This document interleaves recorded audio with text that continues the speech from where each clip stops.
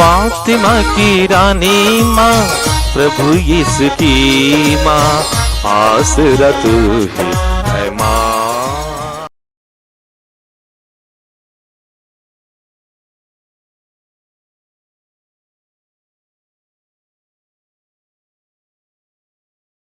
पहला पाठ नबी यिर्मयाह का ग्रंथ, अध्याय 18, पद संख्याएं 1 से 6 तक। प्रभु की वाणी यह कहते हुए यिर्मयाह को सुनाई पड़ी, उठो और कुम्हार के घर जाओ, वहां मैं तुम्हें अपना संदेश दूंगा। मैं कुम्हार के घर गया जो चाक पर काम कर रहा था। वह जो बर्तन बना रहा था, जब वह उसके हाथ में बिगड़ जाता था तो वह उसी मिट्टी से अपनी पसंद का दूसरा बर्तन बनाता था। तब प्रभु की यह वाणी मुझे सुनाई पड़ी। प्रभु यह कहता है, हे इस्राएलियों, क्या मैं इस कुम्हार की तरह तुम्हारे साथ व्यवहार नहीं कर सकता? हे इस्राएलियों, कुम्हार के हाथ में जैसे मिट्टी है, वैसे ही तुम भी मेरे हाथ में हो। प्रभु की वाणी। ईश्वर को धन्यवाद। भजन अनुवाक्य। धन्य है वह जिसका सहायक याकूब का ईश्वर है। धन्य है वह जिसका सहायक याकूब का ईश्वर है। मेरी आत्मा प्रभु की स्तुति करे। मैं जीवन भर प्रभु की स्तुति करूंगा। अपने ईश्वर के आदर में सदा ही गीत गाता रहूंगा। अनुवाक्य। धन्य है वह जिसका सहायक याकूब का ईश्वर है। धन्य है वह जिसका सहायक याकूब का ईश्वर है। ना तो शासकों का भरोसा करो और ना किसी मनुष्य का। वे कर ही क्या सकते हैं? वे प्राण निकलते ही मिट्टी में लौट जाते और उसी दिन उसकी सब योजनाएं व्यर्थ हो जाती है। अनुवाक्य।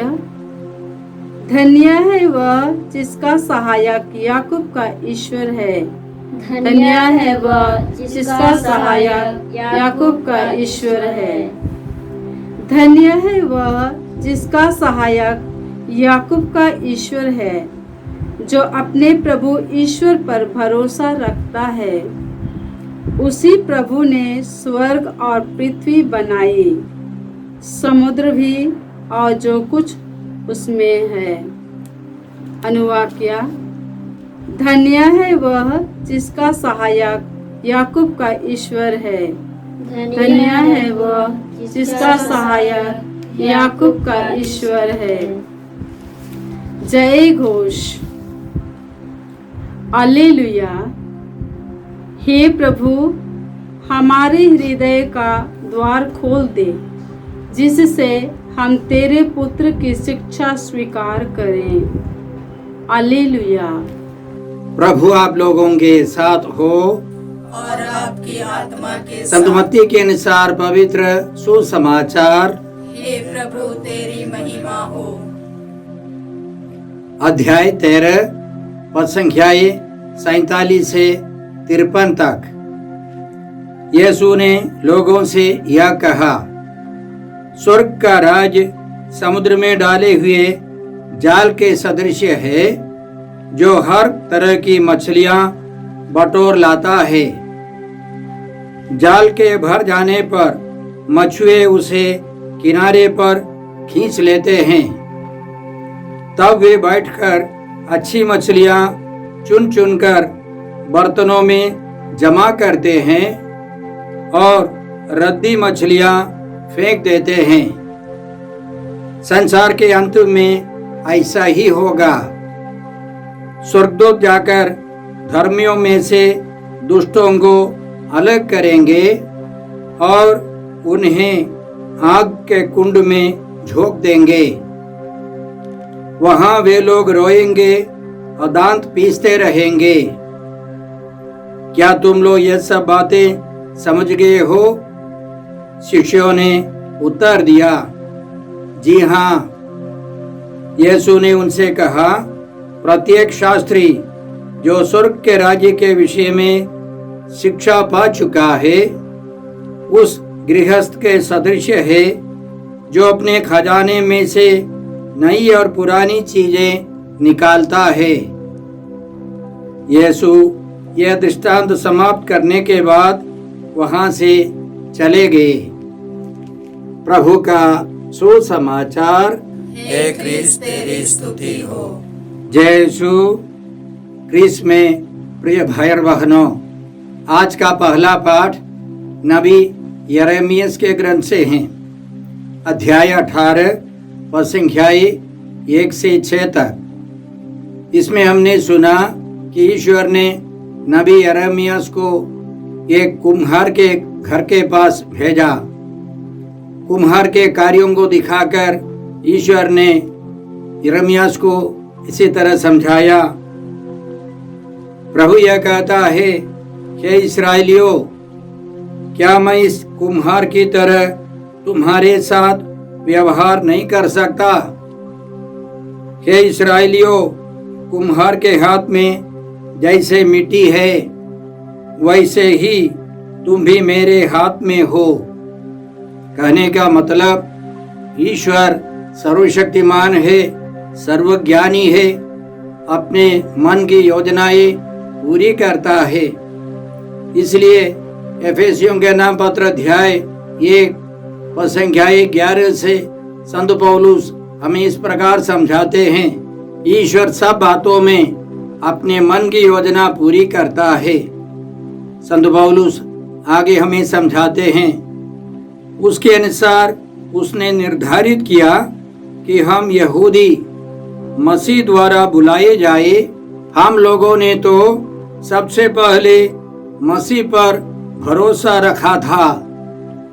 आप लोगों ने भी सत्य का वचन, अपनी मुक्ति का सुसमाचार सुनने के बाद मसीह में विश्वास किया है और आप पर उस पवित्र आत्मा की मुहर लग गई जिसकी प्रतिज्ञा की गई थी।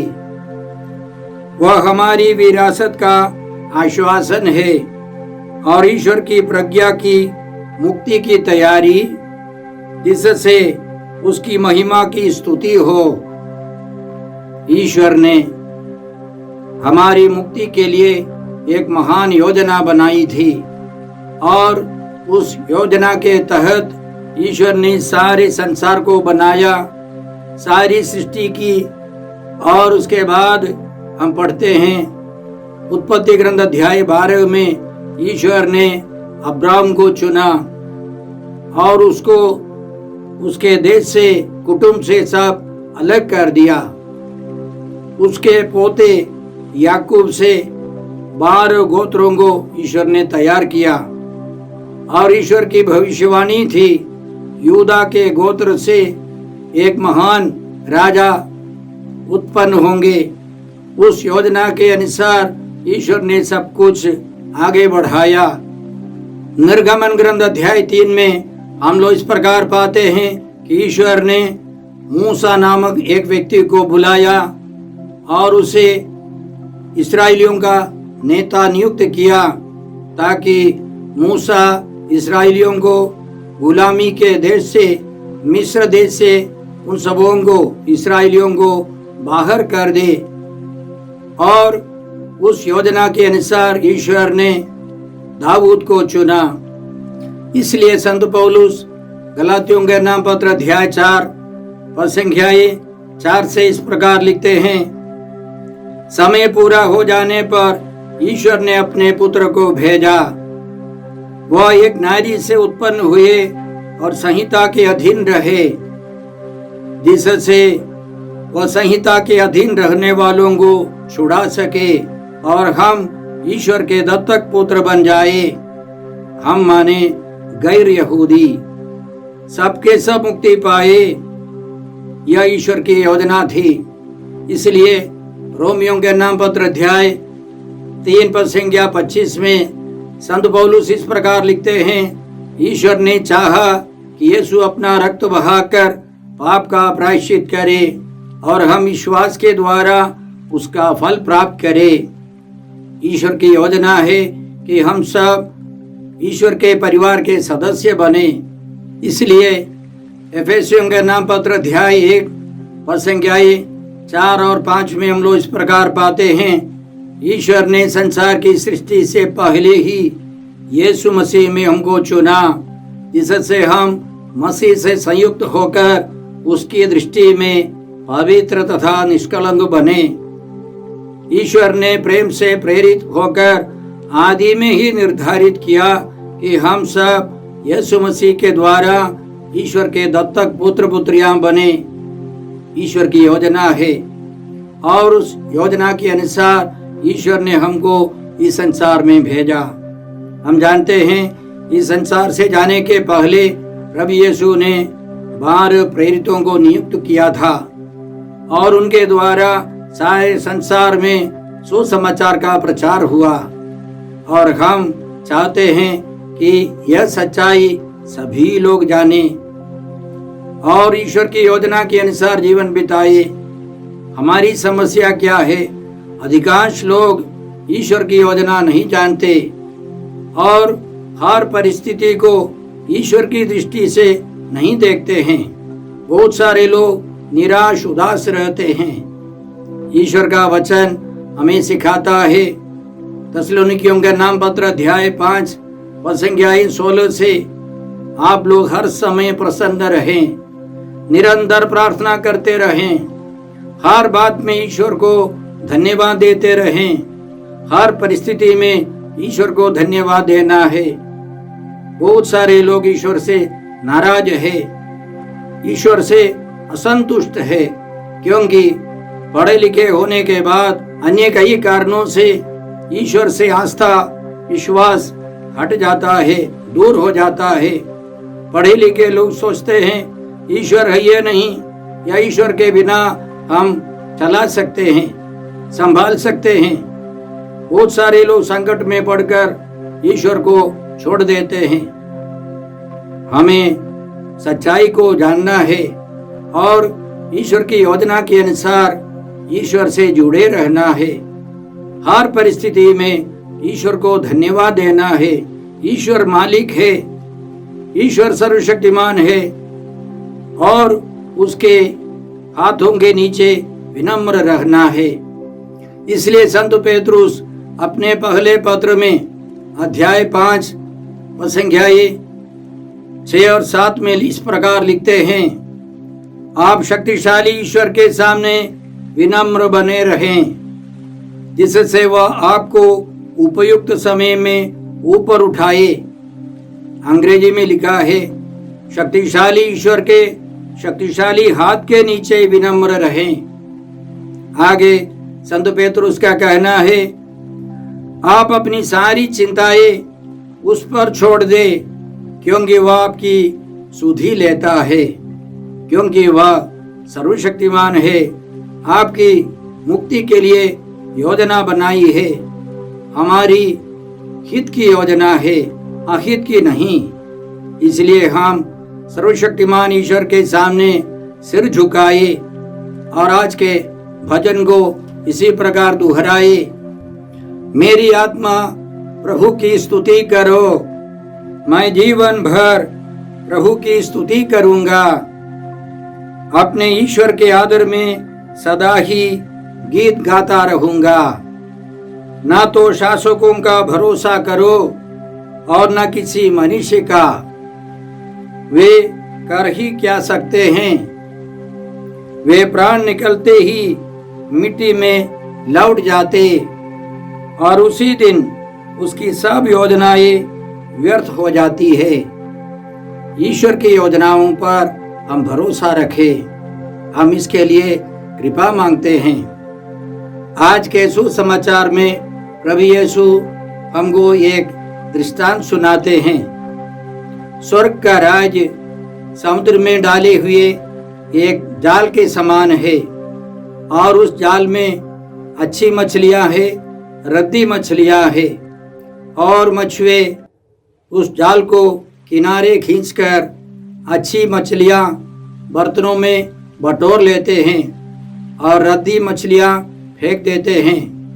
और प्रभु यीशु हमको समझाते हैं कि इस दुनिया के अंत में स्वर्गदूत ऐसे ही करेंगे, धर्मियों को दुष्टों से अलग कर देंगे। हमारा विषय धर्मी है, अच्छे लोग हैं, अच्छी मछलियां हैं। और याद रखे जाल डालने वाले मछुए हैं।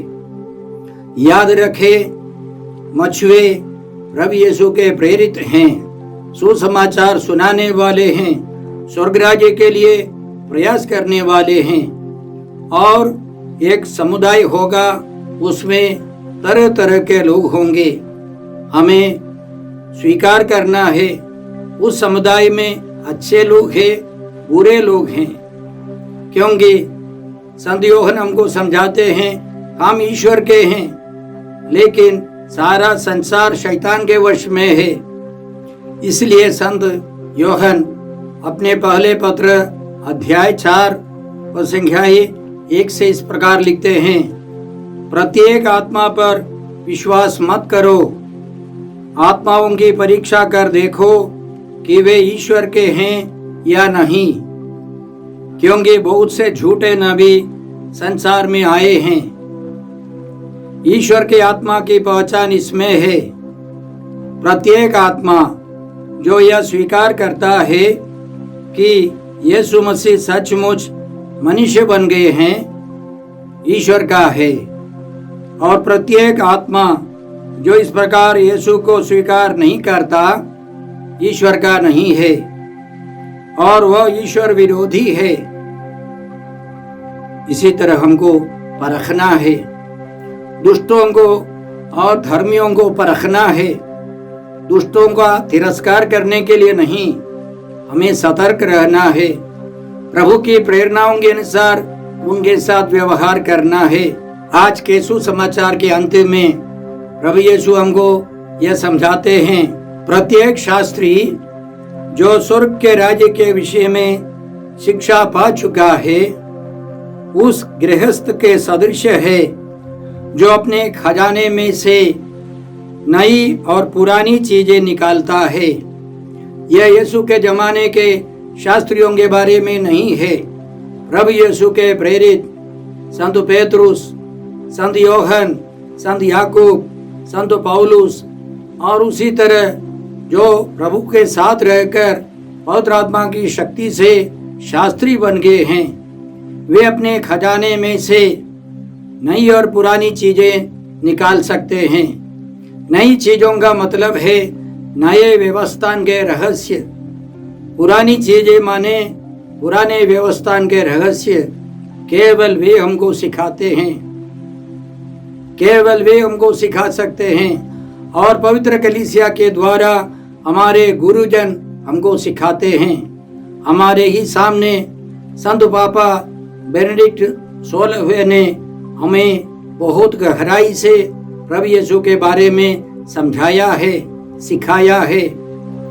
नाजरत के प्रभु यीशु के बारे में उन्होंने 3 पुस्तकें लिखी है। बहुत गहरी बातें उन किताबों में है। फिर भी हम देखते हैं हमारे चारों तरफ अच्छे अच्छे गुरुजनों की कमी है, शास्त्रियों की कमी है। इसलिए हमें प्रार्थना करनी है कि महान संतों को, महान शास्त्रियों को प्रभु तैयार करके भेजे, ताकि कलीसिया का हर सदस्य सही शिक्षा पाए और ईश्वर को पूर्ण रूप से अपनाए। आइए हम प्रार्थना करते हैं। हे अब्बा पिता, हे प्रभु यीशु, हे पवित्र आत्मा ईश्वर, आज के सारे पवित्र वचनों के लिए हम तुझे धन्यवाद देते हैं और तुझसे प्रार्थना करते हैं कि हम सब धर्मी का जीवन बिता सके, स्वर्ग राज्य में प्रवेश कर सके। हमारे बीच में महान शास्त्रियों को भेजे। हम यह प्रार्थना करते हैं प्रभु क्रिस्त के द्वारा। हमारे प्रभु यीशु क्रिस्त की कृपा, ईश्वर का प्रेम और पवित्र आत्मा का साहचर्य आप सबों को प्राप्त हो। आमीन।